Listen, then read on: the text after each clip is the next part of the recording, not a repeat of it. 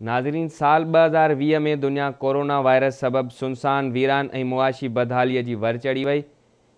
अमेरिकी हमले में जनरल सुलेमानी मारिजी वियो। कुछ मुसलमान मुल्कनि इसराइल सां राब्ता बहाल कया ऐं ऑस्ट्रेलिया में बाहि लॻण सबब अरबें जानवर मुतासिर थिया।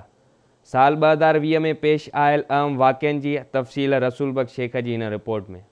साल 2020 जी शुरुआत दुनिया के पंहिंजे वकड़ में आणे इंसान ज़ात के नयनि शयुनि बाबति ॼाण ॾींदड़ आलमगीर वबा कोरोना वायरस सां थी। साल जी मोकिलाणी बि उन सां ई थी रही आहे। जेतोणीकि साल 2020 जो वॾो अरसो कोरोना वायरस ऐं उन सां लाॻापियल वाक़िअनि ऐं तकरारनि जे वर चढ़ियल रहियो, पर उन बावजूद दुनिया में ॿिया बि केतिरा ई वाक़िआ पेश आया। साल 2020 जे 3 ॾींहं ते अमरीकी हवाई फ़ौज जे हमले में ईरान जे पासदाराने इनकलाब जे कुदस फोर्स जो सरबराह मेजर जनरल कासिम सुलेमानी ऐं अबू महदी अल मुहंदिस मारिजी वियो। वाक़िए जे ॿिए ॾींहुं 5 जनवरी ते ईरान आलमी ताक़तुनि सां 2015 में कयल जोहरी मुआहदे तां हथ खणी वियो। हिन मुआहदे तां अमरीका अॻुवाट ई दस्तबरदार थी चुको हो। हिन ई साल में भारत जे मुख़्तलिफ़ हिस्सनि में तकरारी शहरियत वारे कानून जी मंज़ूरी जे ख़िलाफ़ केतिरा ई भेरा एहतजाज थिया, जंहिं करे सूरत हाल गंभीर रही। 2020 में वर्ल्ड ट्रेड सेंटर ऐं पेंटागोन ते हमले खां पोइ अफ़गानिस्तान में शुरू थियल जंग जे ख़ात्मे लाइ अमेरिका ऐं तालिबान विच में 19 फरवरी 2020 ते थियल तारीख़ी अमन मुआहदे ते सहियूं कयूं वयूं।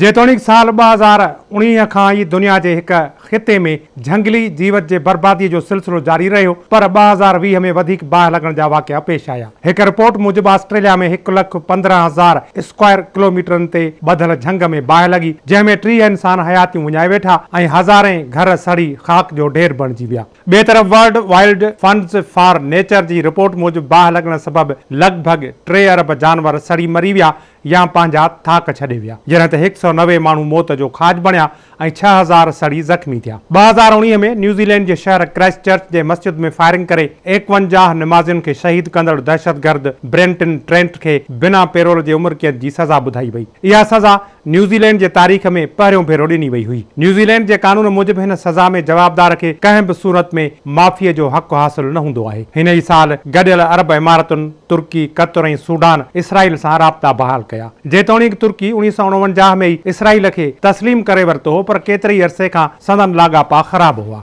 हिन ई साल 78 वरहनि जो जो बाइडन 270 खां बि वधीक इलेक्टोरल वोट हासिल करे अमेरिका जो सदर बणियो ऐं डोनाल्ड ट्रंप जे इक़्तिदार जो सिज लही वियो। जो बाइडन 20 जनवरी ते मुल्क जे 46 सदर जी हैसियत सां पंहिंजे उहिदे जो कसम खणंदो। साल 2019 में चीन खां कर खणंदड़ वायरस कोरोना वायरस हिन ई साल आलमी वबा जी शिकिल अख़्तियार करे वरिती ऐं दुनिया खे झंझोरे छॾियो। कोरोना वायरस जदीद दुनिया जूं वायूं बताल करे छॾियूं। अमेरिका, बर्तानिया, फ्रांस जहिड़ा मुल्क वबा अॻियां समूरो साल बेवस बणियल रहिया। चीन जे शहर वुहान खां समूरी दुनिया में पखिड़िजंदड़ ही वबा हिन वक़्त ताईं लखें इंसाननि खां ज़िंदगियूं खसे वरितियूं आहिनि, जॾहिं त किरोड़े माण्हुनि खे पकड़ में आंदो आहे। जेतोणीकि ही साल मोकिलाणी जे वेझो पहुची चुको आहे, पर आलम लाइ अज़ाब बणियल कोरोना वायरस अञा ताईं इंसाननि खे मौत जी अब्दी निंड सुम्हारण जी पचर न छॾी आहे।